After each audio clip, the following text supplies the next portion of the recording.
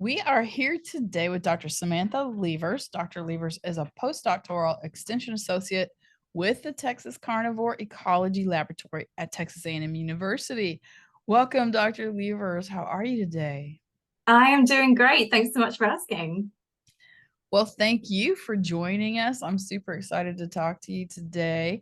I did a little bit of research on you, and it looks like you've had a variety of career experiences in a lot of different places.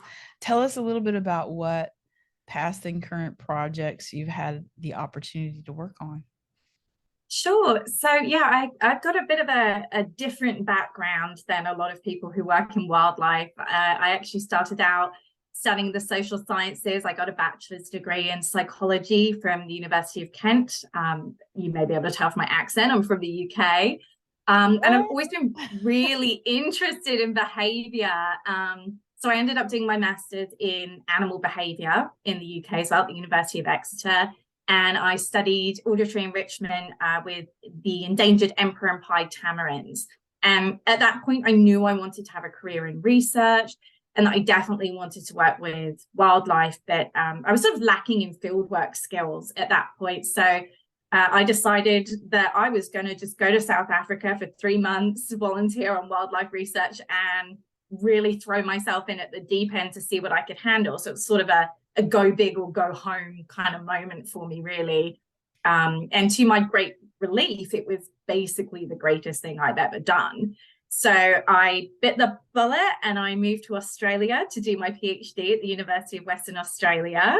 And after that, moved again, now over to the US. So I moved to San Diego and I got my first postdoctoral position working with the San Diego Zoo Institute for Conservation Research. And I helped with their Pacific pocket mouse breeding and release program. So that was a really great couple of years, sort of putting all the stuff I'd learned in my PhD into practice in an applied wildlife field. So I moved to Texas in 2017, and I've been working on several different projects. I've been monitoring white nose syndrome in bats in Texas for about 5-6 years now. Trialing treatments at culvert hibernacular. I've done some human dimensions work with feral pig management and looking at scavenger ecology and behavior. So I've been really lucky to have lots of different research topics, work with lots of different wildlife species, and work all over the world. Wow, that's exciting. And I love how you reminded me of what my daughter is going through right now. My husband and I could never get her interested in wildlife, like she didn't want to get dirty, she didn't want to get sweaty, that kind of thing. And so she went to Texas State to study psychology this past year, and she was minoring in anthropology and took a physical anthropology or biological anthropology class. And it was all about, different apes and primate species. And so now she wants to study primates. And we're like, really? Because we told you it's, wildlife's pretty cool, and so it's funny how she came to it like through the back door, kind of. Yeah. I mean? Sometimes that happens. Yeah. For me, I was interested in wildlife, and I really got interested in animal behavior when I was sort of studying evolutionary psychology. But I was also really interested in like criminal behavior. So I was like, well, I'm either gonna work with murderers or I'm going to work with wildlife. Right. So now I work with wildlife and just listen to true crime podcasts. There you go. That's a good compromise. I like it. I think so. Well, I just want to highlight some of your human work. So just for our listeners, we're not going to get into more of the human side of biology and Sam's research on that side. But if you're interested in it, please look up Dr. Samantha Leivers online. You can find her research there, and maybe we can add a little link to your webpage. But to keep it on the topic of wildlife, I wanted to go back. So you said you did some time in Australia, and I relate to that because I also did my PhD in Australia. And we were just wondering, have you had any interesting run-ins with wildlife there? And could you tell us a little bit more about your research there? So honestly, just kind of seeing the day-to-day wildlife in Australia just blew my mind. Like the first week I was there was a rainbow lorikeet tapping on my window, and there were cockatoos roosting in the front yard. And I had a friend over there, and I saw these cockatoos flying, and I'm like, nearly screaming in excitement. She's like, they're just cockatoos. Like, I this is so exciting. But for me, it was amazing. It was like seeing parrots in the Amazon or something, you know. So my first apartment was actually located on a lake, which like a sort of man-made water system just outside the city of Perth. And it's known for having a really high concentration of tiger snakes, which are usually somewhere in the top 10 of the most like dangerous venomous snakes in the world. So, you know, I would often go for kind of hikes around the lake, and I would see them pretty much every time, and they were super placid. So, you know, it would be like, oh, we'll just bump into each other. Let's see who moves away first. Or, you know, I remember one time trying to cross a bridge, and it was, you know, one was coming the other way, and it was like, oh, no, you go, you go. No, you go, you go. So polite.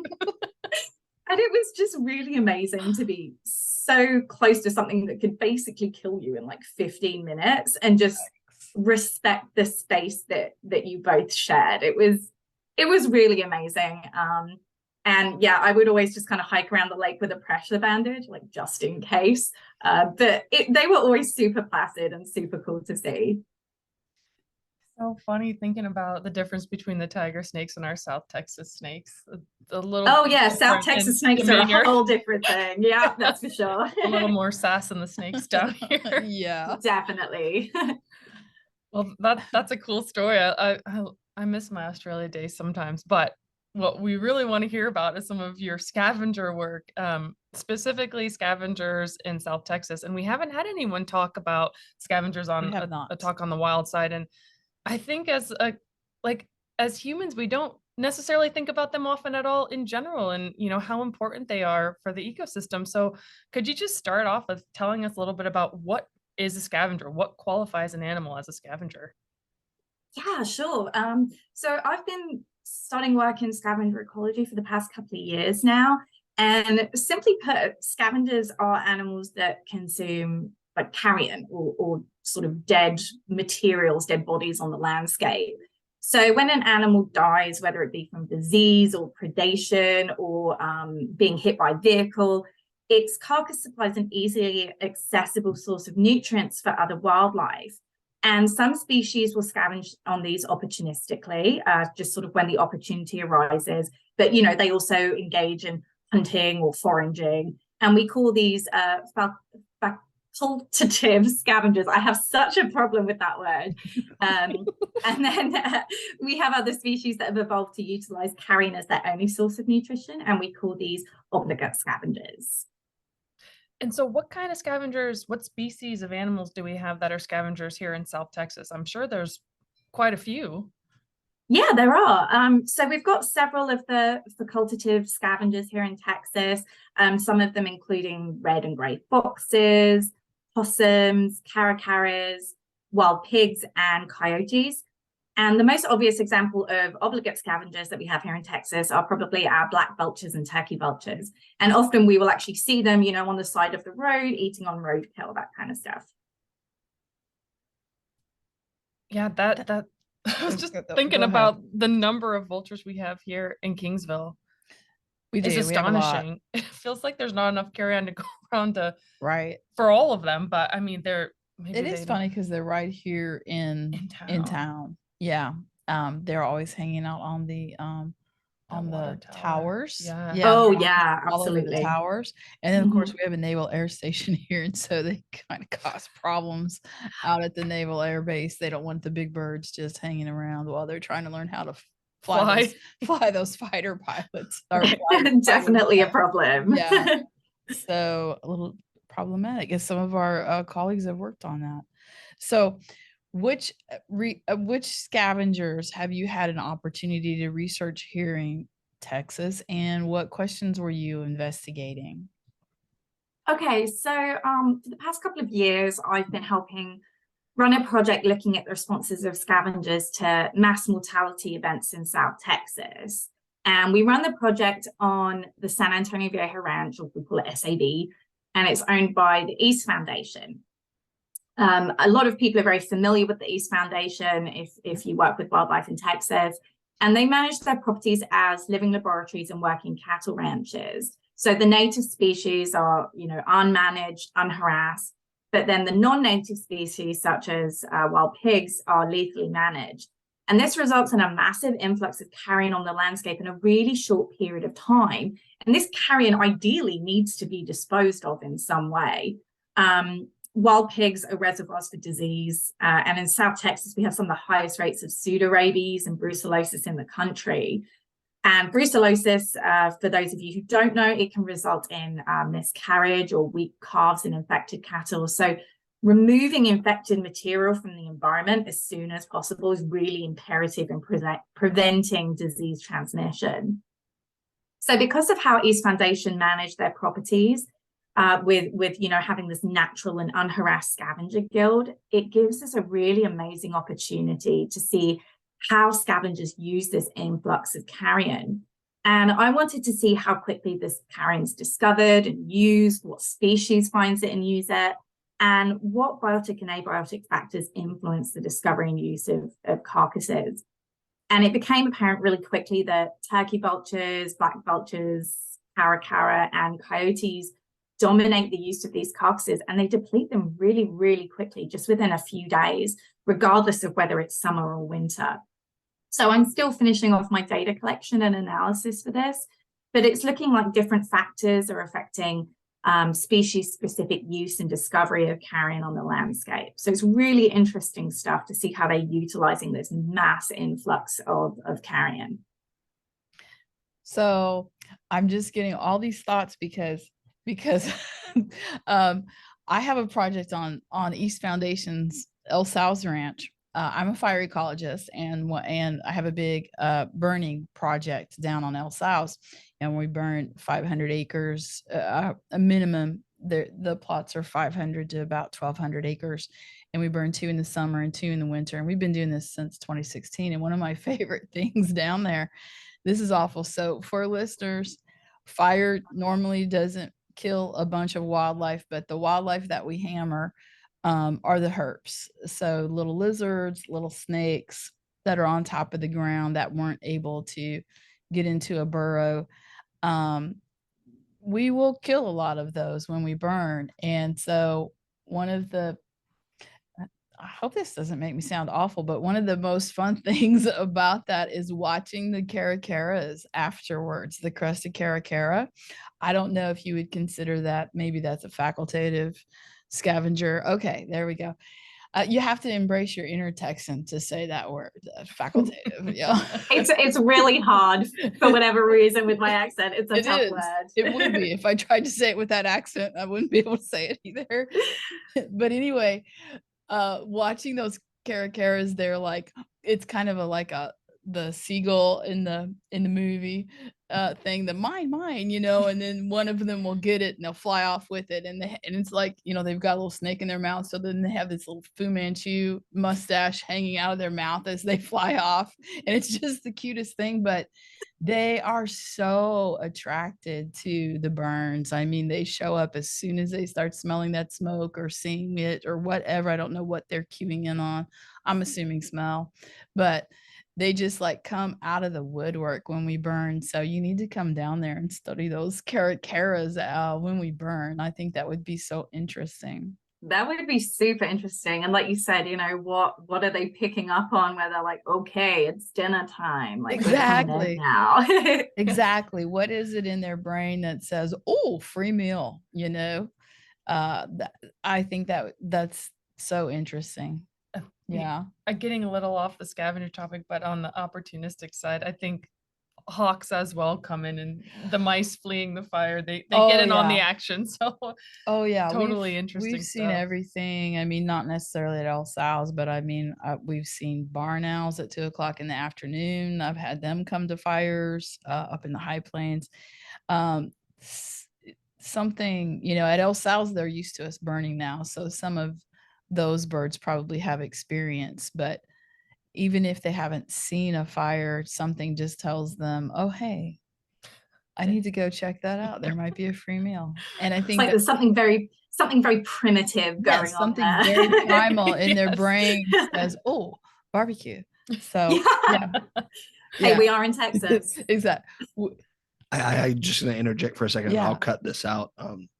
I actually think there's been some research showing that birds can actually see like infrared, ultraviolet, because there's like they can follow urine trails. Urine trails will emit off or reflect off like infrared light. And I know that fire produces a lot of infrared. So I wonder if to them it's just like a glow stick popping up somewhere in the dark to where it's like, oh, whoa, okay, there's something over there. Better check that out. Cool. Sorry, That is cool. just wanted to throw that in there. Sorry. No, you're good. Okay, Samantha, here's your next project. Is it the light or is it the smoke? That's what we need to know. I'm on it. Okay. Okay. Well, why are scavengers so important? What sort of ecosystem services do they provide for us? So they really are incredibly important, and we're really only just starting to recognize them for the ecosystem services they provide, whether these are direct or indirect. So for an example of a direct ecosystem service, we can look at, for instance, golden jackals in Serbia. So they provide animal waste removal thought to be worth about a value of about $500,000. Wow. And when you extrapolate this data, they're thought to remove about 13,000 tons of animal waste from human-dominated landscapes in Europe. Wow. And of course, this is waste that can result in, disease. So really, really important work. And research suggests that in Spain, if they were able to utilize the ability of griffon vultures to consume livestock carcasses instead of transporting them to processing plants in vehicles, greenhouse gas emissions would be reduced by over 77,000 tons a year. Wow. Yeah, pretty crazy stuff. That is crazy. That's insane. It is. So yeah, of course, removing this carrion also removes potentially infected materials from the environment, which can mitigate disease transmission. And there's evidence of this in the greater Yellowstone ecosystem. So scavengers actually reduce brucellosis transmission in that ecosystem by removing infected fetal material from the landscape. So loads of direct benefits. And then we can also consider indirect benefits through cultural services. So coyotes, for instance, they're a major mythological figure in many Native American tribes. And, back to our European griffon vultures again, it's estimated that they contribute a revenue of nearly 650,000 euros per year in vulture-related tourism activities such as bird watching or photography. That's incredible. That's really mind-boggling. Yeah, and it seems like that sort of impact of scavengers is not equally distributed among scavengers, unfortunately. I think that's true. And one of the big things, I talk about vultures here, the griffon vulture. Obviously, it's contributing to vulture-related tourism activities. We have vultures all over the world, and unfortunately, a lot of vultures aren't offered or afforded the same kind of treatment.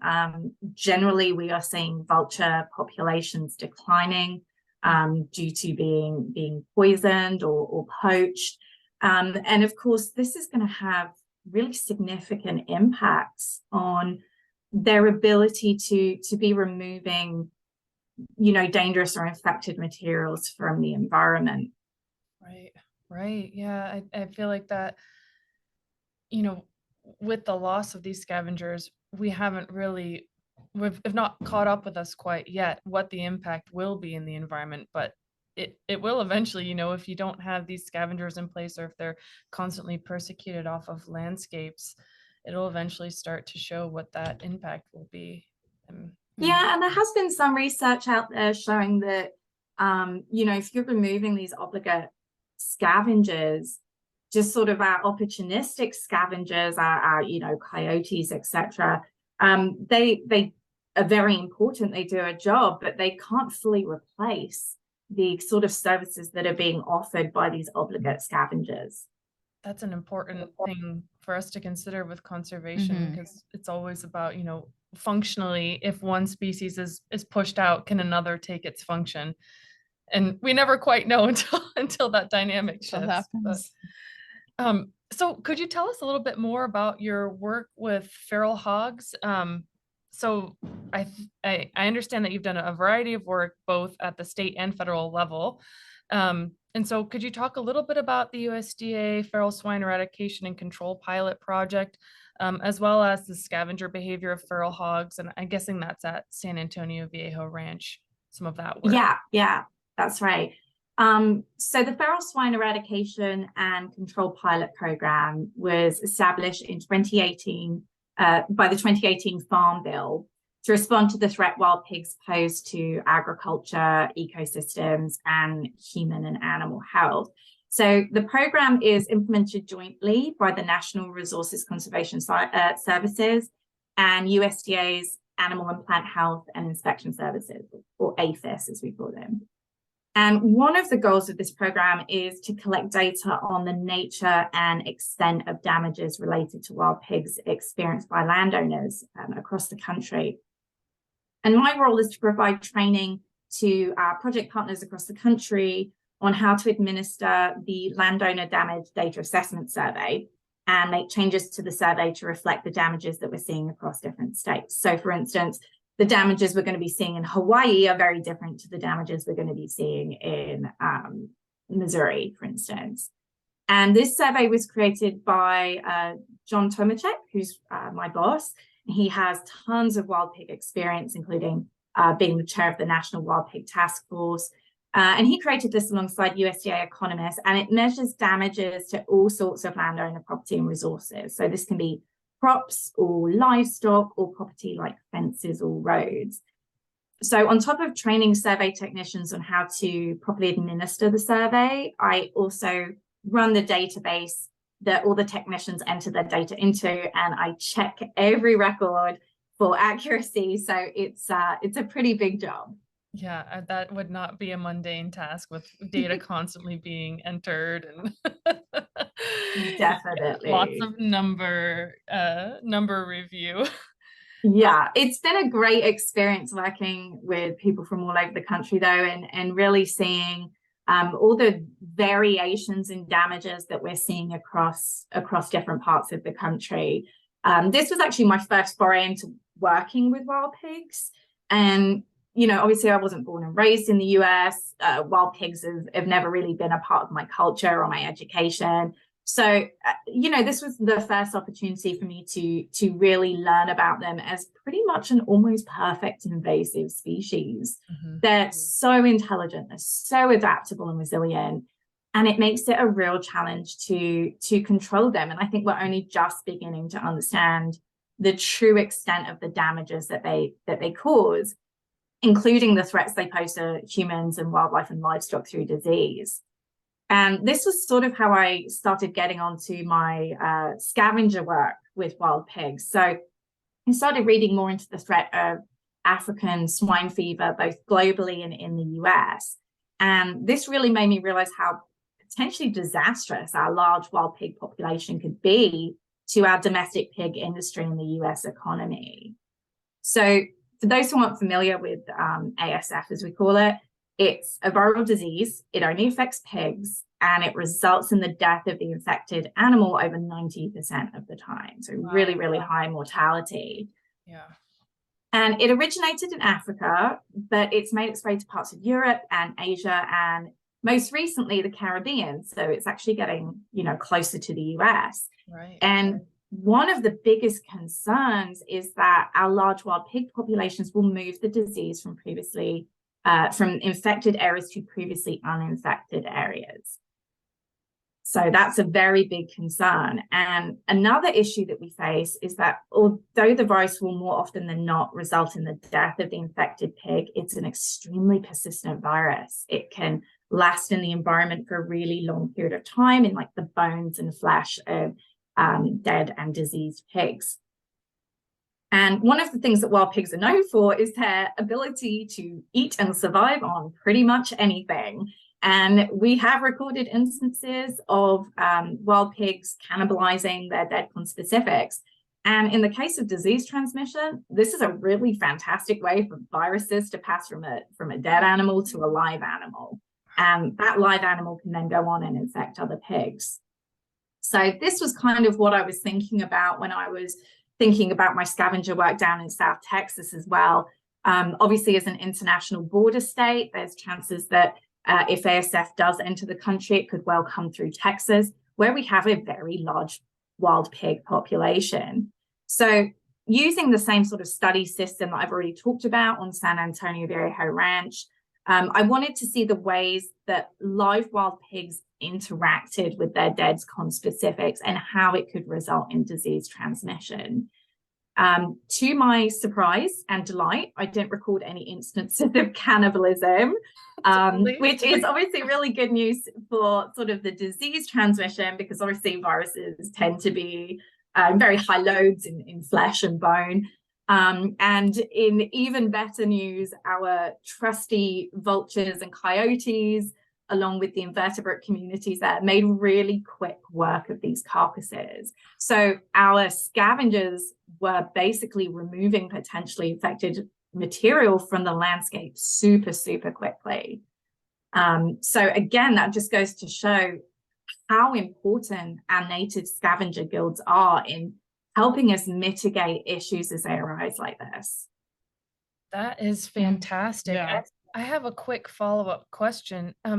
So San Antonio Viejo, it sounds like they don't manage the wildlife, and that they let the native species persist, and they don't do any sort of mitigation or changes.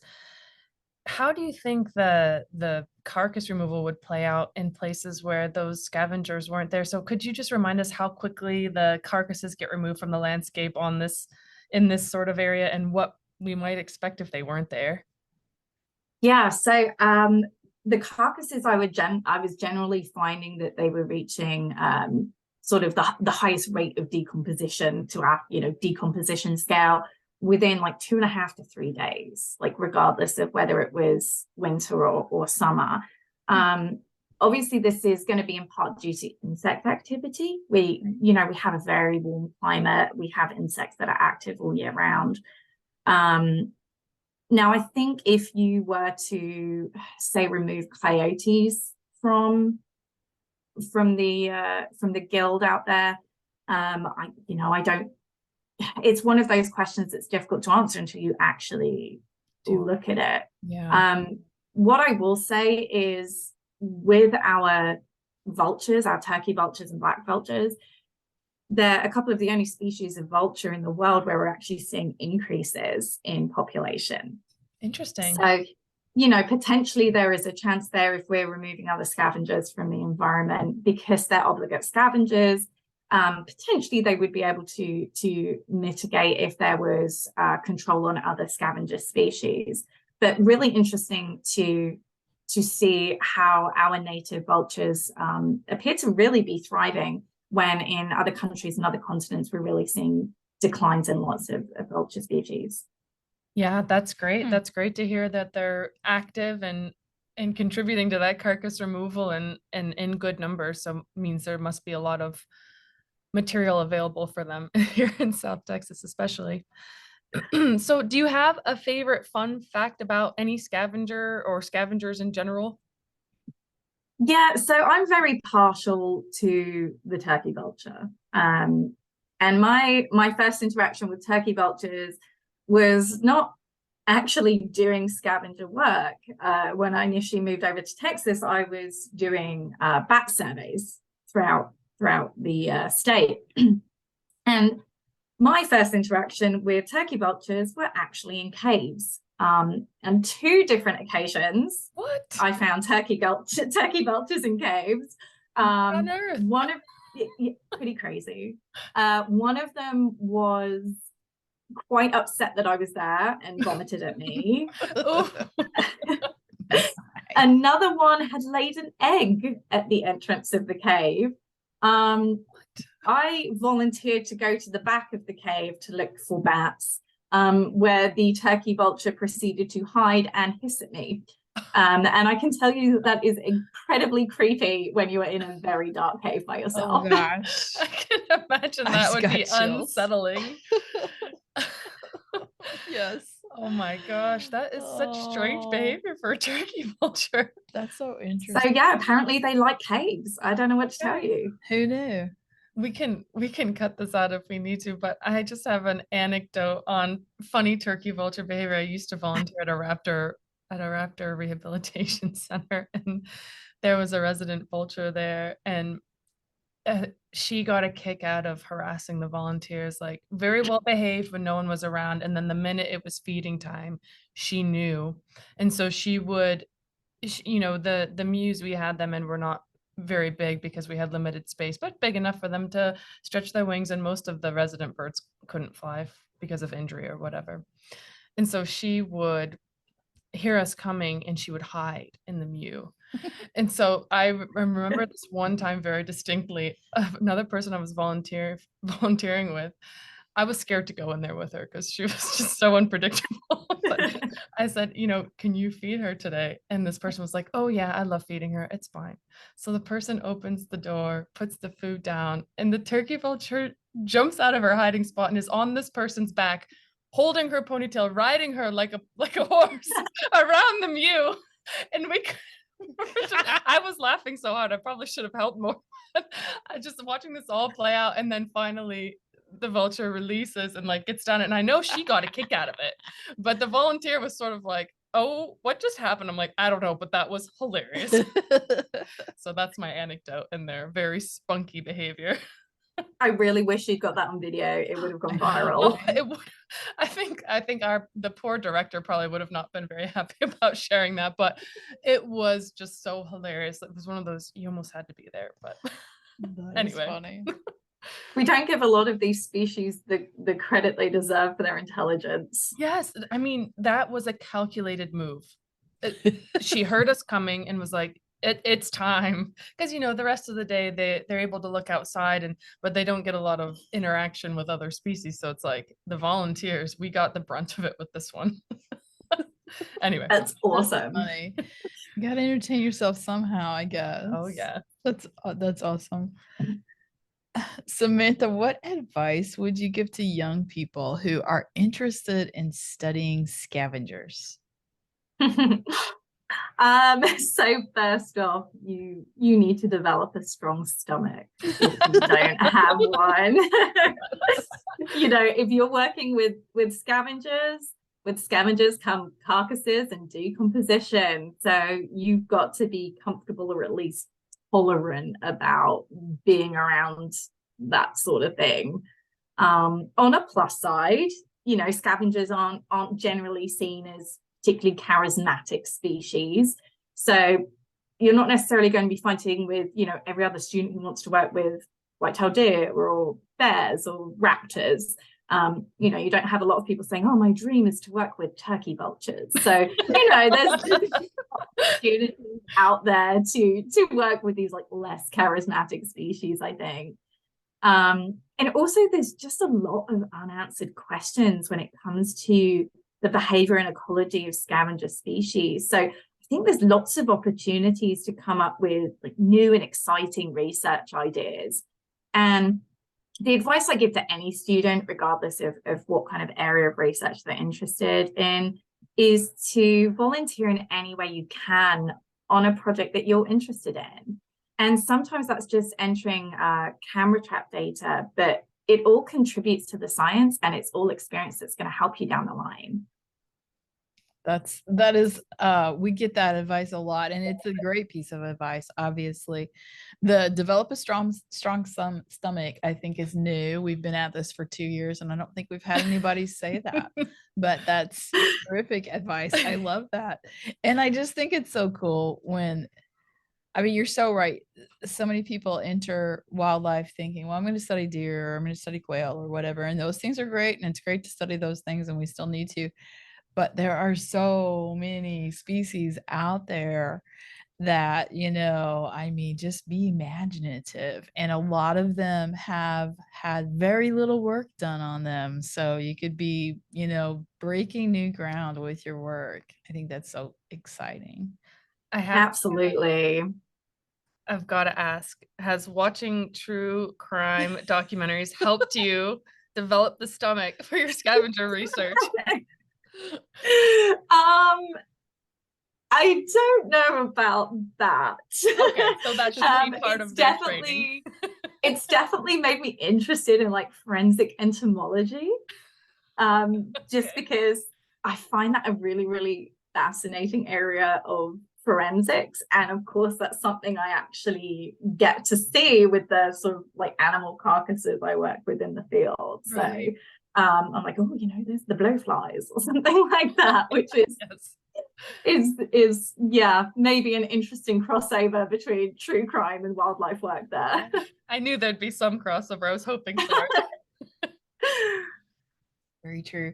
Well, we'd love to show our listeners that scientists are people too, and we sometimes get ourselves in sticky situations. So we're wondering if you have a biology blender that you could share with our listeners.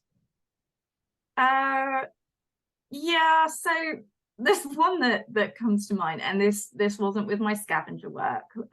As I explained earlier, when I first came over to Texas, I was doing bat surveys. And I'm pretty meticulous when it comes to, planning my field work and planning for, if there's going to be issues with weather and things like that. But sometimes you can't always plan for your own weaknesses, whether that's kind of physical or otherwise. So when I was conducting one of the bat surveys a few years ago, I actually had to rappel about 40 feet into a cave. And this, of course, meant I had to get back out up a rope. And I was pretty new to caving. I'd only been doing it for a few weeks. And I think this might have been the first time that I'd actually rappelled as well. And when I got back up to the top, I could not get over the ledge to get out of the cave. Oh no. And you sort of had to, there was a ledge, so you kind of had to push off the wall and push the ascender up at the same time. And my feet couldn't really reach the wall because there was an overhang. I also had a bag of survey equipment dangling, so that kind of threw my balance off also. And at this point, I'm like, okay, well, this is where it ends. I'm just going to dangle here until the end of time. And I think it took about 15 minutes of coaching we had a really experienced caver up with us, and he was coaching me. And I just kept trying, and I finally managed to get a knee on the ledge to kind of pull myself out. Oh, no.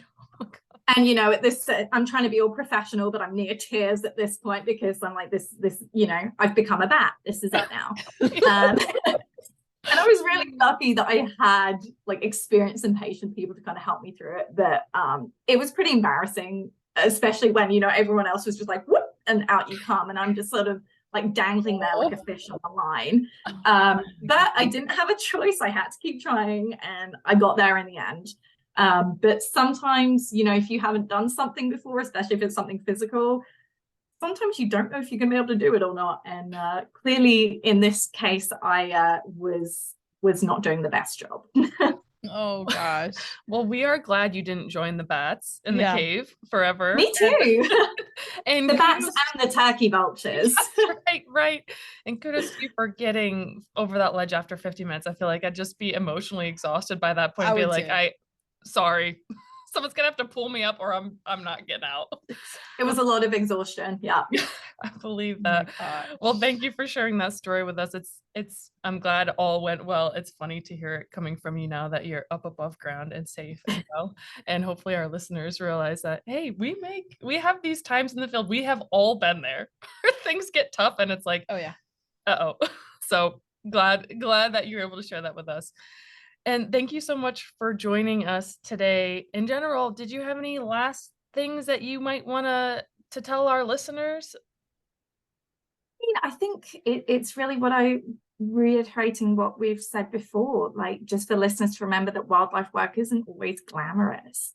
And I think a lot of people want to get into this industry to work with charismatic species, or you speak to friends and family who don't work in the industry and they think that you're out there petting lions or something.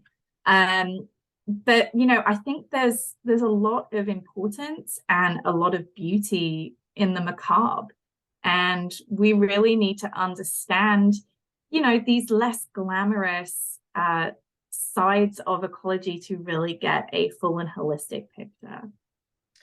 That is so true. Thank you for that sentiment, because I that resonates, I think, with probably most wildlife scientists, people working out in the field. It's these small details with species that aren't, ocelots or deer or whatever Right. that are still contributing and big players in everything that we do. So that's great. Yeah, definitely. That's great advice. I like that. Well, I think that wraps up our podcast episode for today. Thank you so much, Sam, for joining us.